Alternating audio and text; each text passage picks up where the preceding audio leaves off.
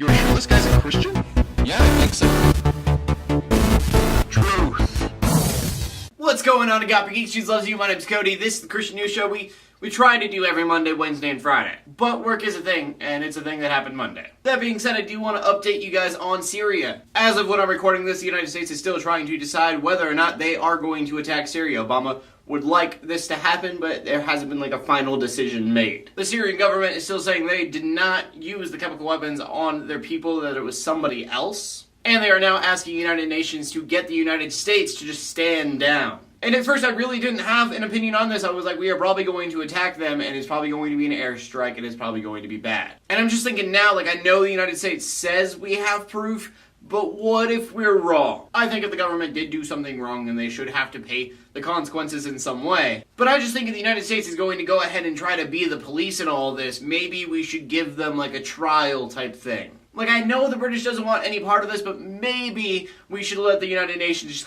be the jury, give them what our evidence is, and then decide whether or not we should do something about it. I just think for the United States to be like, hey, we have enough proof for us, so we're going to do something about it. What gives us that right to go into another country and worry about their people and do something about it in the first place, but not with the agreements of the rest of the council, the world. Granted, as far as Christianity goes, I wouldn't want Syria to become the next Iraq, but maybe we shouldn't be the ones that get in the middle of everything. And that being said, the Christians of Syria don't even want the United States to attack because they think that they will be targeted because of it. And then in other completely equally important news, Tim Tebow has been unemployed. And yes, that was sarcasm. Don't shoot me. If you don't know who Tim Tebow is, it's okay. I know very little about sports as well. But I do know Tim Tebow because he is the Christian athlete. That is his thing. The other reason I know Tim Tebow is because he played for the Broncos. And although my knowledge on sports is very small, the little I do know is because the Broncos are awesome and should go to the Super Bowl.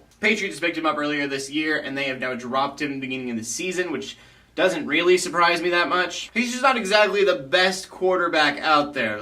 He played for the New York Jets last year, so I was kind of curious of why the Patriots, who are a good team, would actually pick him up. No offense to the Jets, but it's just, it's the Patriots. That being said, I still love Tebow regardless of his football throwing skills. Honestly, I do wish he played a little bit better so people would pay more attention to him just because he's such a humble guy and he's just trying to spread the gospel to everybody, and it's awesome. And also, I do think that, if he keeps going, he has a lot of potential. He could go places for sure. But again, the dude is amazing, and when being asked about being dropped, he was like, God's with me, so I really don't have too many worries. I would have anxiety, but it's really not that big a deal because everything is in God's hands. And to that's awesome. And then for our final story of the day, we go from a Christian who's very awesome to a Christian who's not so much. And so our story starts with North Carolina, where there is a church called the Freedom House Church. And for those houses, the church does seem pretty cool. It's diverse, it seems to be kind of big. It's one of those nicer churches you'd see. And if you're a Christian, then all churches have volunteers. People greeting you at the door, people giving you the offering baskets, things like that. Well, the pastor saw that the church was getting kind of a little less diverse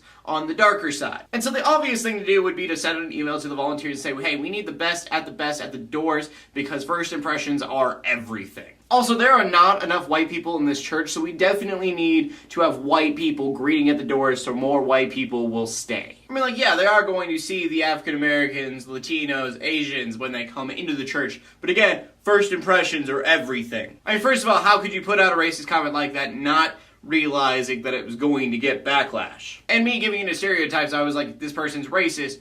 Obviously, he's an old white guy. It turns out the pastor that said this in an email to all of her volunteers was a woman, and she was black as well. And I'll admit that for a split second, some reason I was like, well, maybe that changes things. But really, no. We as Christians are constantly boasting that we are all equally children of God. No matter the color of skin of the person who said it, if you are giving a racist comment out as a Christian, you are not showing that you believe that you are equal with everybody else in God's eyes. I believe that there are a lot of problems in the world, and I believe that they can be fixed through Christianity, but a lot of those things that we want to change about the world, we need to start changing in our own Christian community. Anyways, that's my 2 cents, and that brings us to the question of the day. And the question of the day is, what is your favorite sport, and what is your favorite team in that sport Like I said, mine is football and Broncos. Not that I know a lot about it, I'm just a fan, and I like watching the Broncos play games and winning. As always, please leave a comment in the comment section below with your answer. Leave a video response, because I hear